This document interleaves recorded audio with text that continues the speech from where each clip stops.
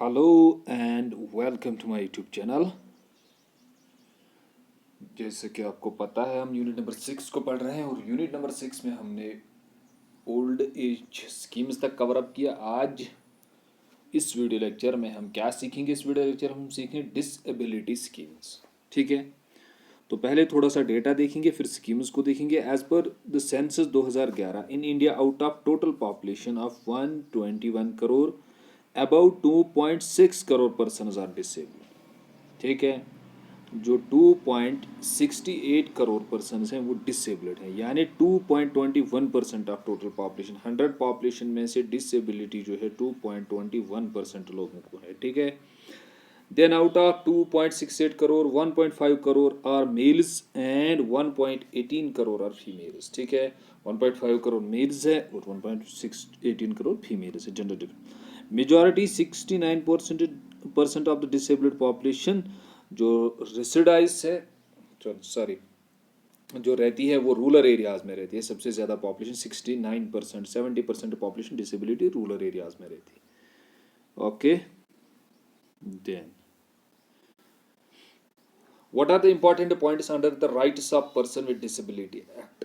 ठीक है, disability act जो 2016 है उसके अंडर क्या क्या मेन पॉइंट्स आते हैं। उससे पहले आप लोगों को ये याद रखना है, सॉरी, हाँ, यस, गवर्नमेंट इनिशिएटिव से पहले आपको याद रखना है कि जो डिसेबिलिटी एक्ट था, the rights of person with disability act 2016 जो अभी है, this act replaced the earlier person with disability act. पहले इंडिया में बनाया गया था पर्सन विद डिसेबिलिटी एक्ट 1995, उसको फिर रिप्लेस किया किस एक्ट ने? आज जो है उसका नाम है the rights of person with disability act 2016।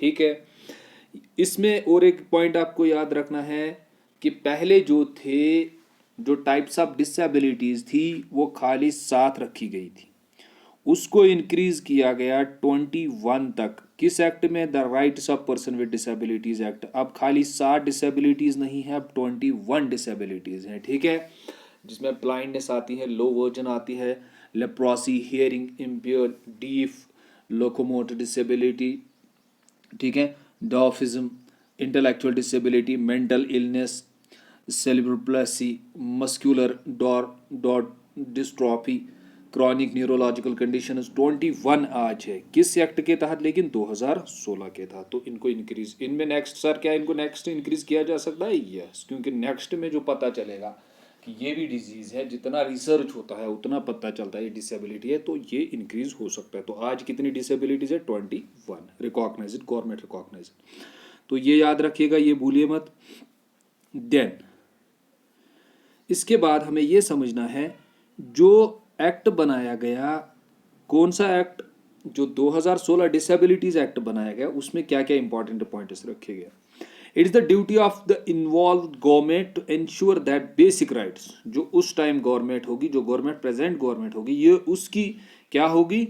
उसकी जिम्मेदारी होगी एंश्योर दैट बेसिक राइट, जो बेसिक राइट्स है, right to equality, life with dignity and respect for his and her integrity equally with others enjoy by the people with disability. यानी उसकी वो जिम्मेदारी होगी कि ये डिसेबल्ड पीपल जो है इनको भी क्या मिले? इनको भी राइट्स मिले। कौन सा? Right to equality, right to life, dignity, respect, integrity and equal opportunities. ठीक है, इस एक्ट के तहत ये बोला गया। Then point number 2, provide an appropriate environment for the effective development of the efficiency of the person with disability।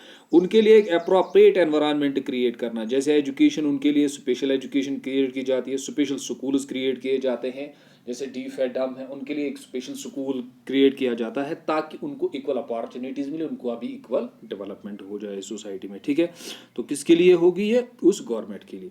Discrimination on any grounds of the person with disability shall be met with the stringent action. यानी कि अगर किसी ने भी discrimination किया इनके साथ तो उसको क्या मिलनी चाहिए? उनको स्ट्रिजेंट एक्शन, यानी उसको पनिशमेंट मिलना चाहिए।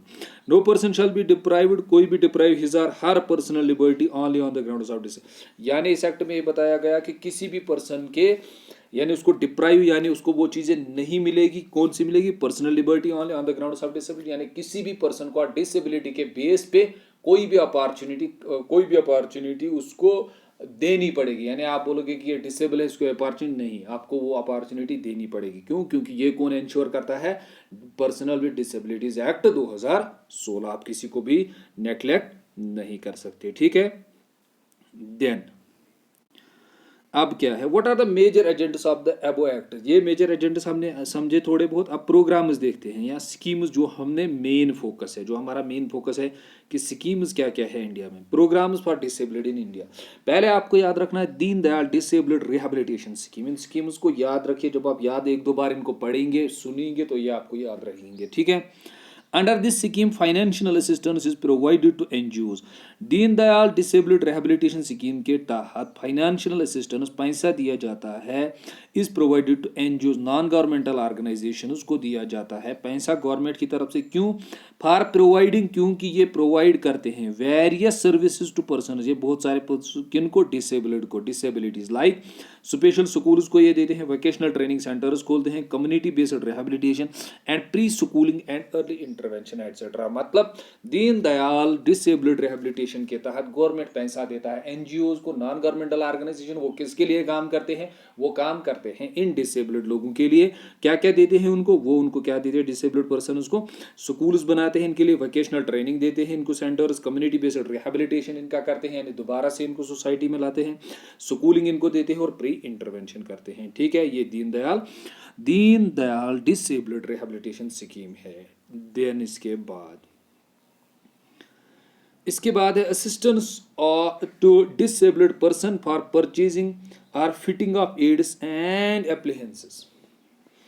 इसका मतलब क्या है? इसका मतलब सिंपल आपको याद रखना है, scheme aims to help disabled person by bringing suitable durable scientifically manufactured modern standard aids and appliances within their reach. इस स्कीम का मकसद क्या है? Assistance to disabled person for purchase, यानी कि इसके तहत क्या दिया जाता है? इसके तहत इनको क्या दिया जाता है? इनको हेल्प किया जाता है सूटेबल ड्यूरेबल साइंटिफिक, यानी कि अगर कोई डीफ है, ठीक है, उसके लिए जो उसको ये चाहिए, मशीन चाहिए, वो दिला देते हैं, ठीक है, इस स्कीम के तहत। अगर किसी के कोई फिजिकली कोई डिसेबिलिटी है, टांगों में कोई फिजिकल डिसेबिलिटी, तो व्हील चेयर उसको प्रोवाइड की जाती है।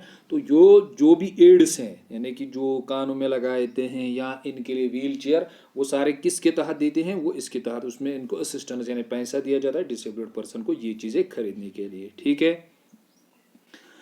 फिर accessible Indian campaign, creation of accessible environment for PwDs, ठीक है, physically a nationwide flagship campaign, इनके लिए कंपेन करना, universally accessible that will enable person with disability to gain access equal opportunity, ताकि उनके लिए क्या मिले? इक्वल अपॉर्चुनिटीज मिले। एक कंपेन इनके लिए की जाती है, ठीक है। इंडिपेंडेंटली ये रहे and participate fully in all aspects of life, ठीक है। इस कंपेन का टारगेट क्या होता है? Enhance the accessibility, build environment, इनके लिए सोसाइटी में एक ऐसा एनवायरनमेंट क्रिएट किया जाए जिससे इनका ऑल राउंड डेवलपमेंट हो जाए, ठीक है। देन उसके बाद आपको याद रखना है national fellowship for students with disability, जिसे हम बोलते हैं RGM है। The scheme aim to increase opportunities to students with in disability for purchasing higher education. इसके तहत इनको फेलोशिप यानी पैसा दिया जाता है। कितना दिया जाता है? इनको पैसा दिया जाता है ताकि ये हायर एजुकेशन हासिल करें, यानी एजुकेशन हासिल करें। Under this scheme 2000 fellowship per year are granted to the students with disability. Scheme of national trust for the welfare of persons with autism cerebral palsy, इनको दिया जाता है। जो इनको ये डिसेबिलिटीज़ हैं उनको ये दिया जाता है। और ये चेक कीजिएगा, ये 200 मुझे लगता है इसमें करेक्शन होगी। तो ये स्कीम जो है इसके तहत इनको क्या दिया जाता है?